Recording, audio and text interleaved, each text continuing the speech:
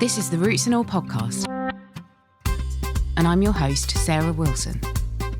Join me as I talk about all aspects of gardening with some of the top horticulturists from around the world. Hello and welcome to this week's episode, which features garden writer, broadcaster and returning guest Kate Bradbury. Kate has a new book out, One Garden Against the World, in search of hope in a changing climate. It's been a while since we last spoke about Kate's garden, and with the opportune timing around the release of the book, I thought it would be the ideal time to catch up on what's changed for Kate, her garden and nature in general since 2019. So yeah, it's almost sort of completely changed. I sort of took everything out. There was loads of non-native shrubs that had just gone completely out of control. There was a huge Japanese spindle that the previous owners had tried to curtail its growth by wrapping it in a plastic bag, wrapping the roots in a plastic bag. I just found plastic everywhere. There was loads of stuff. There was a eucalyptus tree that had been planted right outside the back door, which is never very good. So I sort of started taking stuff out and then just got a bit carried away and just got rid of the whole thing and just started again from this blank canvas. And now, nearly 6 years later, it's starting to look mature, which is really lovely. I dug a pond and I planted some native trees and shrubs, and I've got this tiny little hedge and like a big nectar border on the sunny side. I've got a sunny side and a shady side. So it's probably completely different to how you saw it, but not many people saw it in the state you did. So I'm quite excited by that. And it's fair to say that you don't have acres of a garden. Yes. But when you first took it on, as you said, you took it back to nothing. And then did you have a plan in mind, or did it evolve over the years? And whichever way you did it, would you do it that way again? Good question. I suppose the honest answer is both. I had a vague plan of what I wanted to do, but I'm not a very organised person. I'm a sort of do it and see what happens sort of a person, much to the irritation of everyone who knows me. And so, yeah, I had a vague plan. And so I stuck to that vague plan. And then when various things didn't work, I mean, this is what gardening is after all, isn't it? You know, when things don't work, you sort of adjust. So I started off by laying wildflower turf. So the lawn was a wildflower meadow, which worked really well when I was living on my own. And then when my partner and dog moved in, it just became completely untenable. So that's gone. The meadow's now moved to the front garden. And I'm just having a think about whether I want to keep it there because it just looks really bad in autumn. It looks lovely in June, but it's kind of the only month where it does look lovely. A couple of trees that I planted, I ended up moving to my allotment because I think I was a bit too excited about tree planting, and perhaps 3 large broadleaf trees is too much for a 40-foot garden. So there are various things. There's a big shed at the back that was put in by previous owners, and it's like the main focal point. I've got a real thing about sheds being at the back of the garden. So when you look out the window, all you can see is the shed. It drives me nuts, but I'm not going to move it. So I'm just going to try and grow things in front of it so it's not the focal point of the garden. So that's my latest project, is sort of trying to make the shed disappear, really, by growing things in front of it. We all know gardening's never done, is it? There's always stuff to do. There's always stuff to rethink. And that's part of the joy of it.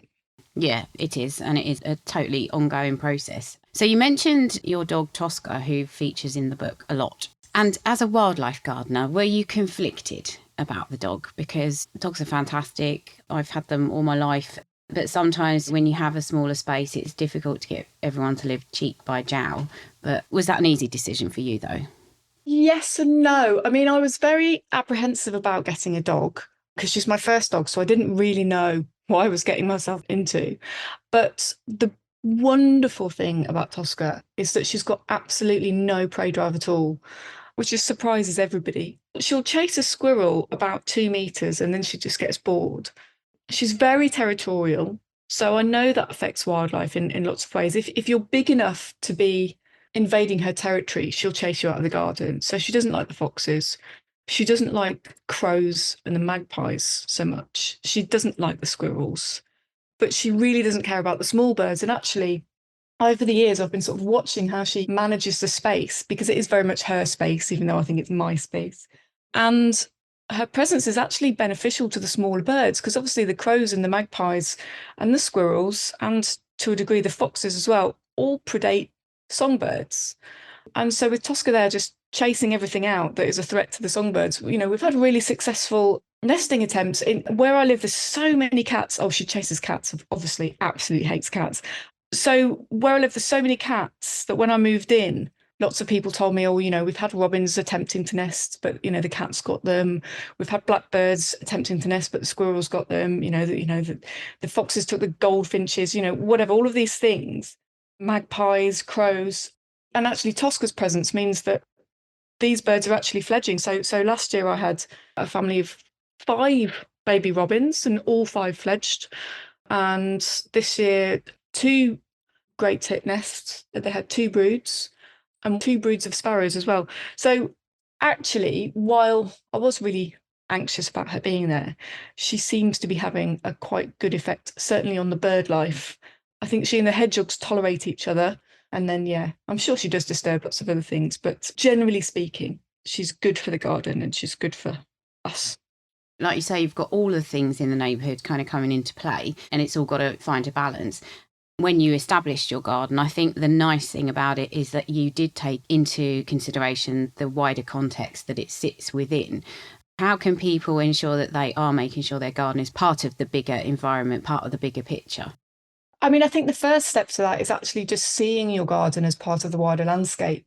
So not just looking at your garden as being within 2 fences, 3 fences, whatever, or walls, or, whatever boundaries you have, and actually thinking, okay, this is part of the wider landscape. This garden connects, for example, to the local park, which is, a couple of streets away. This also connects to the beach, or, I mean, I'm just thinking about where I live, the Downs. There's wildlife that uses my garden that also uses the South Downs National Park, and certainly my local park as well, and then other local parks. And so seeing how your garden sort of responds to that and is part of that is the first step. And then just really practical things like just providing access.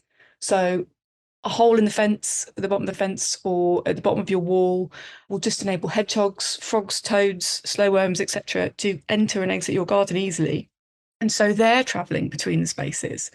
And then certain plants you grow will attract certain types of birds. So, for example, because I live very near the coast, every autumn and every spring, I get migrating birds coming into my garden. They don't nest because they tend to nest in the countryside. They tend to nest in much more rural areas, but they use my garden as a stepping stone. And so chiffchaffs, for example, they stop in. I'm waiting to see my first chiffchaff of autumn, actually. And they eat aphids. So just little things like leaving aphids on your plants you can get some really exciting birds coming in, which is sort of stepping from your garden into somewhere more rural, which makes your garden part of that rural landscape. Well, I don't like to brag, and I hope you're not too jealous, but I've had 2 chiffchaffs this morning that I saw out the window. Yeah, but I don't know if they were a male and a female because I don't know enough about chiffchaffs. And sometimes I think that you could look at them and mistake them for a wren because they're actually more tinier than I imagined. But yeah, so that was very cool. You mentioned before your hedgehogs. I don't think you had hedgehogs in your garden when I came to see you, but can you just tell me a little bit about how you got into your hedgehog saving? My love of hedgehogs has just grown exponentially over the last few years. I basically moved here for hedgehogs. So, when you're buying a house or you're renting a house or something and you've got a list of questions to ask the landlord or the previous owners. And one of my questions was, do you have hedgehogs? And the woman answered, I've seen one once in 8 years. And I was like, that's enough for me. And so yes, and then I put a camera out. It took me a while, moved in January and put a camera out in March. And yeah, the first night I put it out, I got a hedgehog. And so since then, that's grown and I feed them. I've got nest boxes for them. I've created a big open habitat pile at the side of my shed, which they absolutely love. They go in there all the time. All of our houses are sort of Victorian terraced houses, and they're all connected by an old coal route, like a ginnel, or what do we call it down here? A twitten. And so that connects to the park as well. So they've got this big sort of route, this big access both to our gardens and to the local park.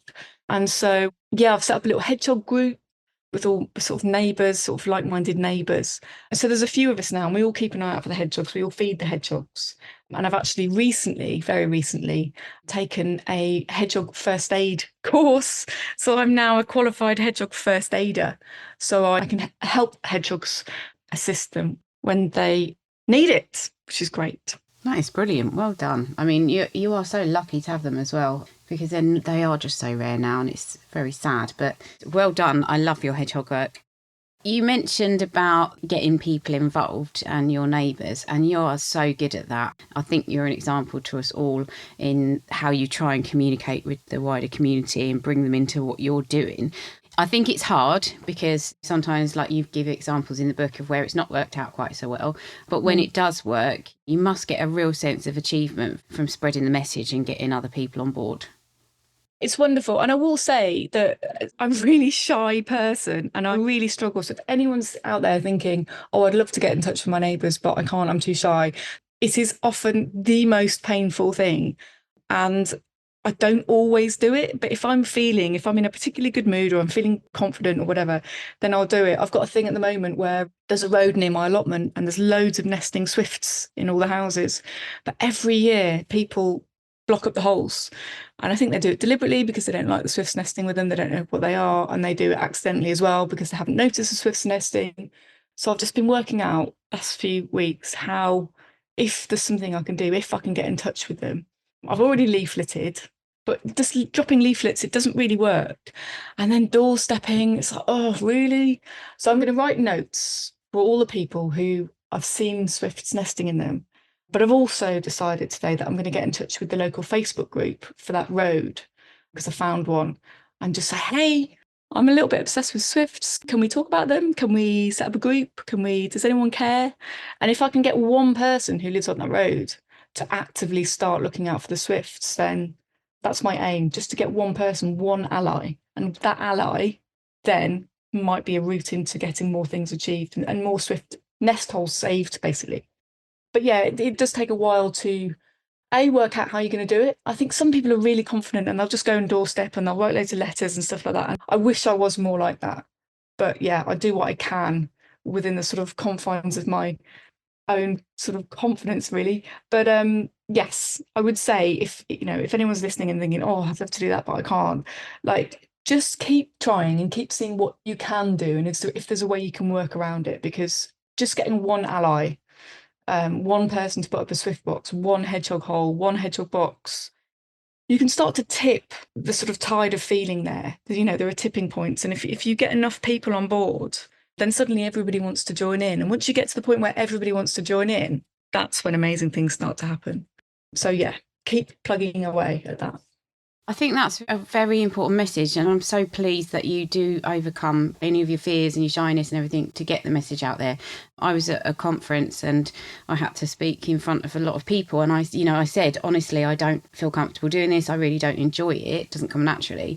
But when I was speaking to Arit Anderson, who was chairing the panel, she actually said something really interesting beforehand, which was sometimes the message is so important, you just have to get out of the way and just do the uncomfortable stuff to get it out there.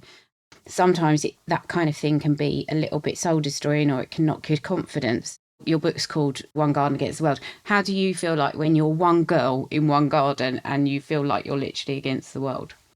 Yeah, it's quite soul destroying, but I keep going, and I keep going because, I was literally having a word with myself this morning as I was cycling to the gym and just thinking, if you don't step up for these swifts, if you don't get in touch with these people who live on that road where they're either deliberately or inadvertently blocking the swift holes, then you are going to have to deal with the fact that these swifts are going to have nowhere to go in spring, and you're probably going to see them not having anywhere to nest. And that's going to be heartbreaking because actually, when swifts have their nest holes blocked, they will die trying to get into the nest holes. They're extremely faithful to their nest holes. And, on my way to my allotment, in spring, if I have to see swifts trying to get into their nest holes and potentially injuring themselves, not being able to, and I think, well, hang on a minute, I could have done something there, but I didn't. How's that going to make me feel? And that's what spurs me on, really. And so, yes, sometimes I do just feel absolute despair, when my neighbour's got his leaf blower on or, whatever. So, someone's chopping a tree down, all of these other things that, we have to deal with when we live in urban areas with tiny gardens. But there's always something to spur me on. And that's, hedgehogs being attacked by strimmers because people aren't thinking about checking long grass before they strim it, or, swifts having their nest holes filled in, or, bumblebee nests being destroyed, or any of the hundreds of things. So yeah, I just kind of dust myself off, take a few days, and then I'll just get back on it. Because the alternative, I mean, certainly the alternative in this case for me at the moment is potentially having to witness swifts not being able to access their nest holes, which is going to be devastating. Yeah. And on the flip side of that, I wonder, like, I feel when I read your writing, I feel that despair occasionally, but I think I also feel anger. Mm. I wonder, do you sometimes have to temper yourself when you're writing? Are there bits that you take out because you just think that's too angry, or I feel that's going to cloud the message? Do you ever feel like you have to do that? Yes, absolutely. There was a lot that I took out of the book actually, because ultimately I wanted the book to be positive. I wanted people to feel uplifted. I wanted people to say, do you know what? I'm going to go and do something. I didn't want people to just be really miserable and feel helpless. I think that's really counterproductive. So, yes, there are sort of periods in the book where I do write about climate collapse and I do write about biodiversity loss and all the people sort of doing all these terrible things. But actually I try to sort of balance that with, positive things that we can do, positive things that other people are doing. One of my neighbours just randomly put a Swift box up the other day and made me cry. I didn't even ask her. I don't know if it was me that influenced her or she just really likes Swifts anyway. Any number of reasons why she's put up a Swift box, but it made me cry because it was so joyous to see. Yeah, those are the things that I try to focus on to sort of counter the bad things that are going on. And certainly this year, there's been an absolute terrible absence of bees that was really, really upsetting. And I spent a good couple of weeks just feeling really down about it and not really engaging with people on social media. People were asking me a lot, where are the bees? Have you noticed there's no bees? And I couldn't really answer them. I was really sort of just quite traumatized by it, really. And then just had a word with myself and just decided to focus on what was there. So I was focusing on my great tits having their second brood and, the species that, that were making it through. It was quite a good year for leafcutter bees and wool carder bees. I had wool carder bees nesting for the first time in 5 years this year. So, focusing on what is there and focusing on what we can do is the only way to sort of get through it really for me. And I like to sort of spread that message in my books as well.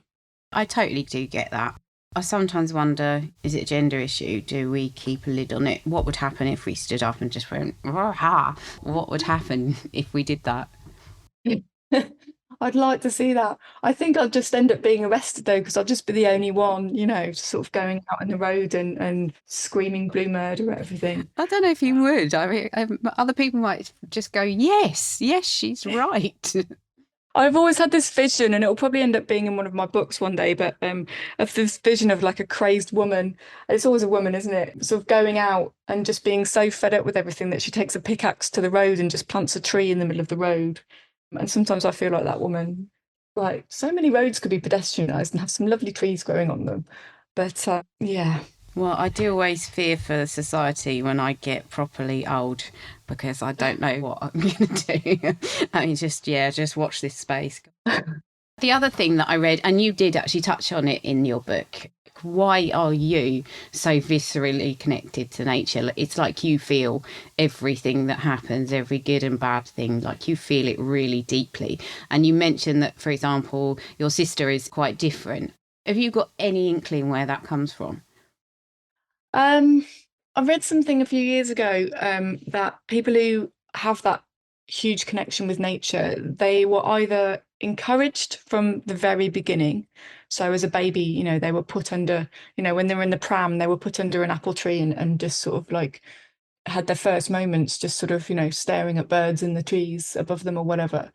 Or they experienced childhood trauma, which sort of drew them to the natural world because it was something beyond what they couldn't control in home. And I did have quite a difficult childhood. But again, so did my sister.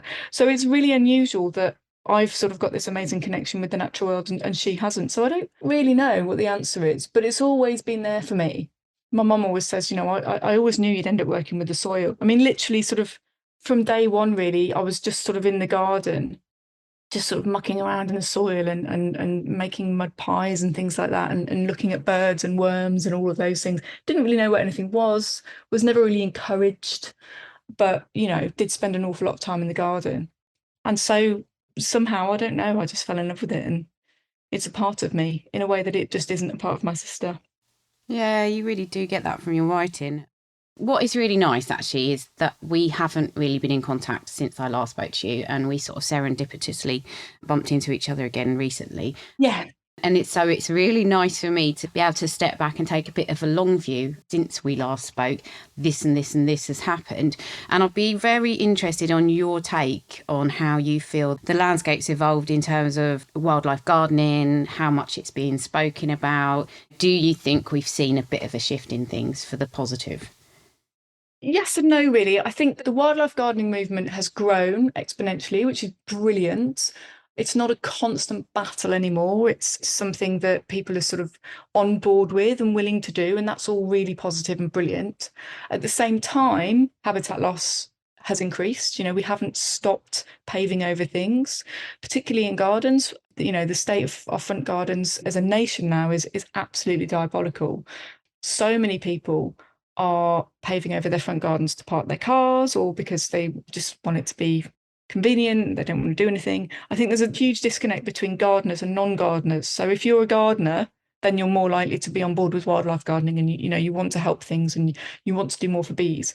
But if you're not a gardener, you just want to just pave it over and have it easy so you don't have to deal with it. So yes and no. I would like there to be more gardeners, basically. I would like more people to get involved. And even if you're not interested in gardening, just accept and understand that the space outside your front and back door is home. It's home to loads of animals that really need that space. And if you pave it over, you're making those species homeless. And you don't have to do that.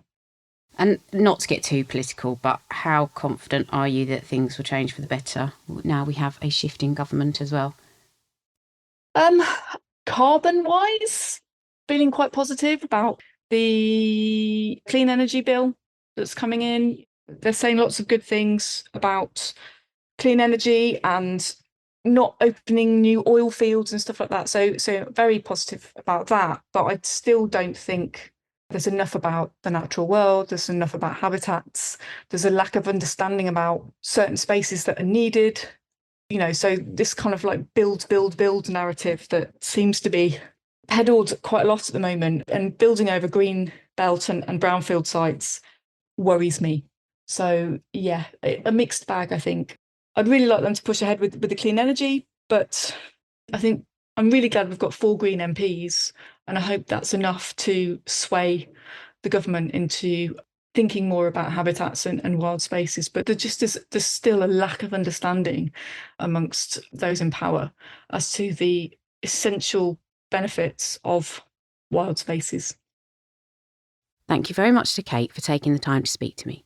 I hope you get a copy of the book so you can experience the magic of Kate's writing for yourself, or buy it for the person in your life who might just need a gentle nudge to cut their grass less often, or even put up a Swift box.